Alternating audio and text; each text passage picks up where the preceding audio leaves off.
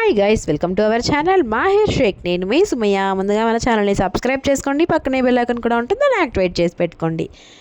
పచ్చిపప్పు tomato curry ఎంతమందికి ఇష్టమో comment చేసేయండి. సో ఈ కర్రీ వచ్చేసరికి నా చిన్ననాటి ఒక మంచి మరుపురాని జ్ఞాపకం అన్నమాట. ఆర్సీఎం స్కూల్లో చదివిన వాళ్ళకైతే అర్థమవుతుంది ఈ కర్రీ యొక్క ఎమోషన్ ఏంటి అని. ఫస్ట్ ఈ కర్రీని ఎట్లా ప్రిపేర్ చేసుకోవాలో చూసేద్దాం. ప్రాసెస్లోకి అయితే వెళ్ళిపోదాం. ఒక గ్లాస్ వరకు పచ్చిపప్పుని ఇట్లా తీసుకొని బాగా వాష్ చేసి ఒక 2 to 3 hours వరకు నానబెట్టుకోవాలన్నమాట. ఇలా నానబెట్టుకున్న తర్వాత నానిపోయిన తర్వాత ఒక ప్యాన్ అయితే పెట్టేశాను. ఎందులో కర్రీ చేస్తున్నామో అదైతే పెట్టేసి పోపుకు సరిపడా ఆయిల్ అయితే పోసేస్తున్నాను. ఇప్పుడు అందులోనే కొద్దిగా లవంగాలు, చెక్క, ఒక ఇలైచీ అయితే వేసుకున్నాను. ఇవన్నీ వేసుకున్న తర్వాత కొంచెం షాజీరా లేకపోతే మామూలు జీరా అయినా వేసుకోవచ్చు, జీలకర్ర. అవంతా వేసిన తర్వాత కొంచెం ఫ్రై చేసుకున్న తర్వాత ఒక 4 వెల్లుల్లి రెమ్మల్ని కూడా దంచి ఈ విధంగా వేసుకోవాలి. అరామో చాలా బాగుంటుంది అనమాట. ఇలా అవి బ్రౌనిష్ కలర్ అయ్యేదాకా ఫ్రై చేసుకున్న తర్వాత ఒక మీడియం సైజు ఉల్లిపాయని కట్ చేసుకొని వేసుకోవాలి. అవి కూడా బాగా కుక్ అయ్యేదాకా ఫ్రై చేసుకోవాలన్నమాట. ఫస్ట్ టైం మన ఛానల్ చూస్తున్నామంటే సబ్స్క్రైబ్ చేసుకోండి, పక్కనే బెల్ ఐకాన్ కూడా ఉంటుంది, దాన్ని యాక్టివేట్ చేసి పెట్టుకోండి. ఈ విధంగా వేసుకున్న తర్వాత మనము టమాటాలని ఒక 4 టమాటాలని, ఎర్రటి టమాటాలను అయితే బాగా పేస్ట్ అయితే చేసి పెట్టుకోవాలన్నమాట ముందుగానే. ఇప్పుడు అందులోనే మనం బాగా నానబెట్టి పెట్టుకున్న పచ్చిపప్పును కూడా వేసుకొని ఆ నూనె మొత్తం ఈ పచ్చిపప్పుకి తగిలేలాగా మొత్తం బాగా కలిపేసుకొని ఒక 5 నిమిషాలు అందులోనే ఫ్రై అయ్యేదాకా మగ్గబెట్టుకోవాలన్నమాట. మూత పెట్టేస్తే మగ్గుతాయి. ఈ విధంగా వేసిన తర్వాత కొంచెం అల్లం వెల్లుల్లి పేస్ట్ ఇష్టం ఉంటే యాడ్ చేసుకోండి, వద్దు అనుకుంటే స్కిప్ చేసుకోవచ్చు.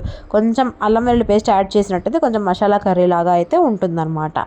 ఈ విధంగా కొంచెం అలా 5 minutes ఫ్రై చేసుకొని పెట్టుకోవాలన్నమాట. టమాటాలను మాత్రం అస్సలు నీళ్లు వేయకుండా చాలా థిక్ పేస్ట్ లాగా అయితే చేసుకోండి.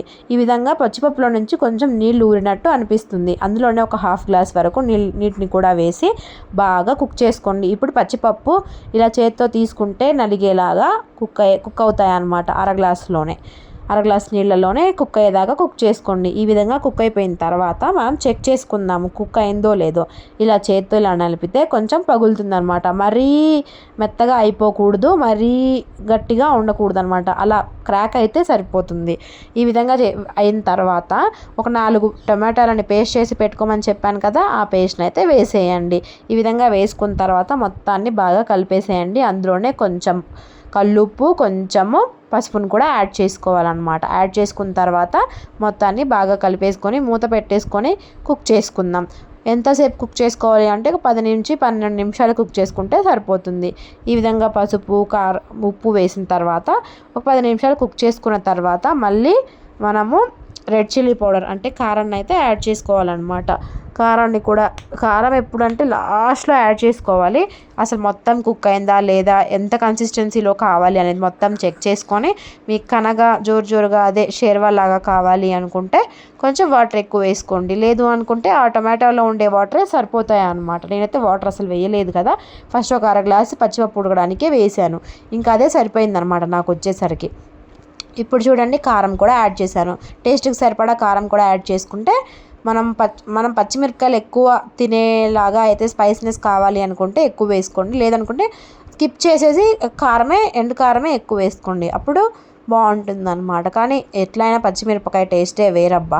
తర్వాత ఒక గుప్పెడు వరకు కొత్తిమీరని కూడా తీసుకొచ్చి అందులో వేసేయండి.